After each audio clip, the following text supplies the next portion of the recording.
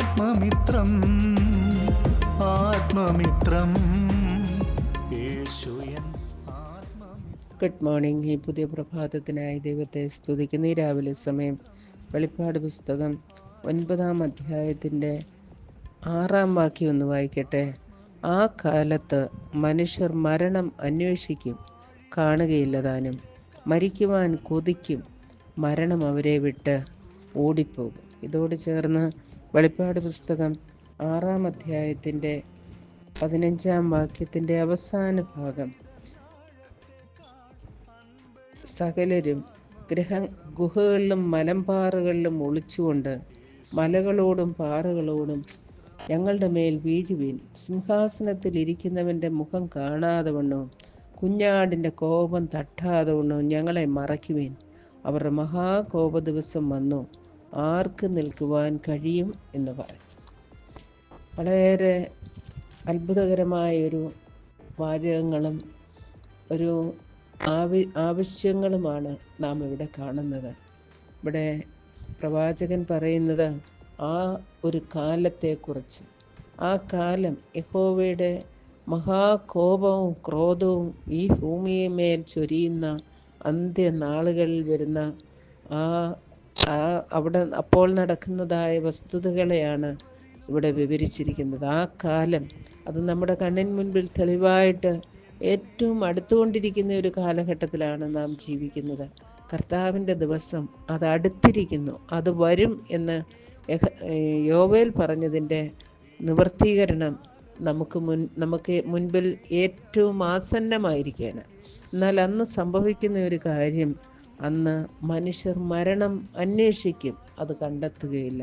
മരണത്തിനായി കൊതിക്കും, അതവരെ വിട്ട്. ഇന്ന് നമുക്കറിയാം, മരണം നമ്മിൽ നിന്നും അകറ്റുവാനായിട്ട്, മരണത്തെ കാണാതെ വണ്ണം നാം എന്തെല്ലാം മാർഗങ്ങളാണ് അതിനു വേണ്ടി, ICUവും വെന്റിലേറ്ററും എല്ലാം നമ്മൾ ആവോളം അതിന് പുറകെ നടന്ന് മരണം എങ്ങനെയെങ്കിലും നമ്മിൽ നിന്നും ഒഴിവാക്കണമെന്ന് പറയുന്ന ഒരു കാലഘട്ടത്തിലാണ് ജീവിക്കുന്നത്.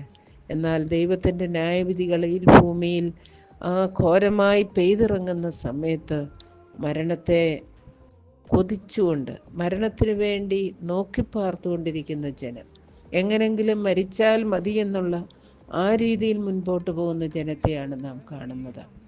ഇന്ന് നാം ഏതിനെ അകറ്റുവാൻ ശ്രമിക്കുന്നോ അന്നതിനെ വാഞ്ചയോടെ ആഗ്രഹിക്കുന്ന സമയം. എന്നാൽ വളരെ ദൗർഭാഗ്യകരമെന്ന് പറയട്ടെ, അവർ ആഗ്രഹിക്കുന്ന മരണം, അവർ കൊതിക്കുന്ന മരണം അവരിൽ നിന്ന് അകന്നു നിൽക്കുന്നു.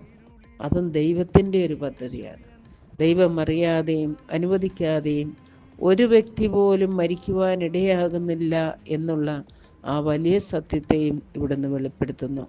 മരണത്തെ മാറ്റി നിർത്തിയിരിക്കുകയാണ്. കാരണം ദൈവിക ന്യായവിധികൾ അതിൻ്റെ പാരമ്യത്തിൽ എത്തുവോളം ദൈവം വീണ്ടും വീണ്ടും വളരെ ക്രോധത്തോടെ ഇടപെടുന്ന ആ ഒരു ദിവസം, അതിൻ്റെ മുന്നോടിയാണ് ഈ കാര്യം. അതുപോലെ തന്നെ നാം 6-ാം അധ്യായത്തിൽ വായിച്ച കാര്യങ്ങൾ, പാറകളോടും മലകളോടും അവർ പറയുകയാണ്, ഞങ്ങളുടെ മേൽ വീഴുവീൻ, ഞങ്ങളെ കുഞ്ഞാടിൻ്റെ കോപം തട്ടാതെ വണ്ണം ഞങ്ങളെ ഒന്ന് മറച്ചിരുന്നെങ്കിൽ കൊള്ളാമായിരുന്നു എന്ന് പറയുന്നു.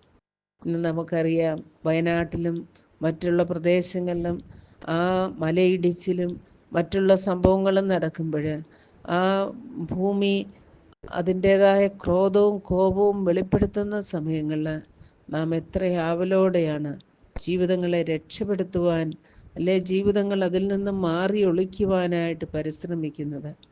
ഈ കർത്താവിൻ്റെ ക്രോധം ചൊരിയുന്ന ആ 7 ന്യായവിധികളുടെ പരമ്പരകളുടെ കാലത്ത് ആ ഗുഹകളോടും മലകളോടും പാറകളോടും മനുഷ്യനെ ആവശ്യപ്പെടുകയാണ്, ഞങ്ങളുടെ മേൽ ഒന്ന് വീണിരുന്നെങ്കിൽ നന്നായിരുന്നു. അവർ അതിനായി കൊതിച്ചുകൊണ്ട് അതിൻ്റെ അടുക്കലേക്ക് ഓടിച്ചെല്ലുകയാണ്. എന്തോ ഒരു വിരോധാഭാസമായ കാര്യങ്ങൾ. ഇതാകുന്നു സുപ്രസാദ കാലം, ഇതാകുന്നു രക്ഷാ ദിവസം. കർത്താവിങ്കിലേക്ക് അടുത്ത് ആ കർത്താവിൻ്റെ കീഴിൽ അഭയം കണ്ടെത്തുവാൻ ദൈവജനത്തിന് കഴിയുമെങ്കിൽ അതാണ് ഏറ്റവും നല്ല സമയങ്ങളും സാവകാശങ്ങളും. ദൈവത്തിൻ്റെ ക്രോധം വന്നു കഴിഞ്ഞാൽ നമുക്കിതിൽ നിന്നൊന്നും തെറ്റിയൊഴിയുവാൻ കഴിയില്ല. കുഞ്ഞാടിൻ്റെ കോപം അതത്ര വലുതാണ്. മരണത്തെ പോലും മാറ്റി നിർത്തിക്കൊണ്ട് ആ ക്രോധം ഭൂമിമേൽ ചുരിവാനുള്ള കാലങ്ങൾ അടുത്തു. അതുകൊണ്ട് ഇന്ന് ദൈവവചനം കേൾക്കുമ്പോൾ നമ്മളുടെ ഹൃദയത്തെ കഠിനമാക്കാതെ മാനസാന്തരപ്പെട്ട് കർത്താവിൽ വിശ്വസിക്കുവാൻ നമുക്ക് ഓരോരുത്തർക്കും ഇടയാകട്ടെ. അതിനായി ദൈവത്തിൻ്റെ പരിശുദ്ധാത്മാവ് നമ്മെ സഹായിക്കട്ടെ.